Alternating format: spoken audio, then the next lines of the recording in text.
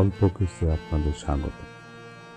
এখানে আছে দুষ্টুমি, আছে ভয়, আর আছে মজার গল্প। আজ যে গল্পটা বলবো সেটা দুই দুষ্ট ভাই লোক আর পটুকে নিয়ে। বিষ্ণুপুর গ্রামের প্রাইমারি স্কুলে টানা 5 বছর ধরে এমন এমন কাণ্ড করেছে ওরা যে মাস্টার মশাই হাসতে হাসতে বলতো ওদের প্রাইমারি শেষ হওয়া মানে স্কুলে ছোটখাটো ভূমিকম্প কমে যায়। কিন্তু সময় থেমে থাকে না। এবার লোটো আর পটু উঠে গেছে হাই স্কুলে, ক্লাস 6। ওদের নতুন স্কুলটা বিদ্যাপুর, একটু দূরে। নদীর ধার ধরেই কাঁচা রাস্তা পেরিয়ে যেতে হয় স্কুলে। লাল ইটের এক পুরনো হাই স্কুল, দোতলা বিল্ডিং, লোহার গেট, বিশাল মাঠ। সেই সকালেই লোটোবটো স্কুলের গেটের সামনে দাঁড়িয়ে থমকে গেল। এত বড় স্কুল, সব ছেলেরা দৌড়াচ্ছে, কেউ হাসছে, কেউ চিৎকার করছে, সব মিলিয়ে জায়গাটা এক অজানা ভয়ে।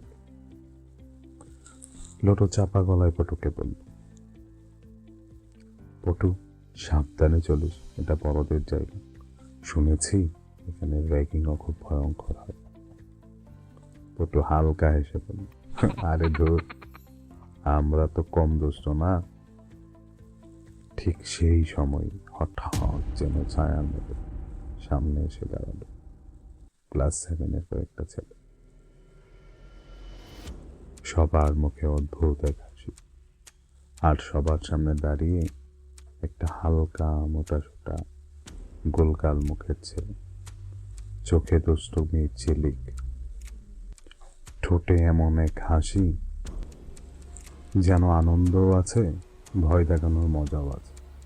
সেই সুপেন হাত দুটো কোমরে রেখে গম্ভীর গলায় বলল, এই যে নতুন পাখিরা, হাই স্কুলে ঢুকতে হলে সুপেনের পরীক্ষায় পাশ করতে হবে। লুটোপুটো ঢুক খেলতে না খেলতেই সুপেন এসে উঠল একটা গভীর গমগমে হাসি, যার ভেতরে আছে মজা আর অদ্ভুত একটা ভয়ও আছে। সুপেন বলল, প্রথম পরীক্ষা নিজের নাম বলতে হবে, যার গলা কাঁপবে সে ফেল।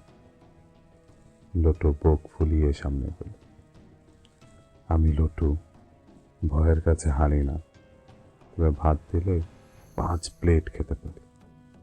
চারপাশে হো হো করে হাসির ঝড়। এবার পটুর পা।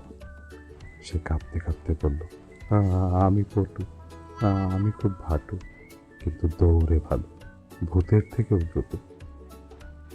সুপেন একটু ভ্রু কুচকাল, তার হাসির ভেতর এবার একটু অন্ধকার জমে উঠল। এবার সুপেন তাদের নিয়ে গেল স্কুলের পেছনের একটি পুরনো আম গাছের কাছে। গাছটা এত ঘন পাতায় ঢাকা যেন দিনের বেলাতেও সেখানে রাত নেমে আসে। সুপেন ফিস ফিস করে বলল, এটা ভৌতিক একটা গাছ। এই গাছেই আগে অনেক নতুন পরীক্ষা হয়েছে, অনেকেই ভয় পেয়ে পালিয়েছে। এবার দেখি তোমরা পারবে না। চোখ বন্ধ করে গাছটা একবার ঘুরে আসো, যাও। পটুর মুখ সাদা হয়ে গেল। লোটো সাহস দেখানোর চেষ্টা করে, কিন্তু তারও হাত পা ঠান্ডা। দুজন চোখ বন্ধ করতেই হঠাৎ পেছন থেকে সুপেন জোরে চিৎকার পেল, হুশ! পটু লাফ দিয়ে উঠে পড়ল। লোটো কাপা গলায় বলল, এই যে ভিলেন, আমরা কিন্তু পালাচ্ছি না। চারপাশের ছেলেরা হাসতে হাসতে লোটো বটে, কিন্তু ভয় নিয়েও লোটো আর পটু ধীরে ধীরে গাছটা ঘুরে। চোখ আত খোলা, বুক ধরফর ধরফর করছে, তবুও বাধা নেই। তারা ফিরে আসতেই সুপেন একটু থমকে গেল, কিন্তু ভয় দেখিয়েও ওদেরকে হার মানাতে চায়নি। সে এবার হাসল, কিন্তু এবার সেই হাসিতে আর ভয় নেই, আছে মুগ্ধতা। ঠিক আছে, সুপেন বলল, তোমরা সাহসী, র্যাগিং শেষ, এখন চলো স্কুলটা দেখায়। সে তাদের নিয়ে গেল খেলার মাঠে, ক্লাসরুমে, ল্যাবে।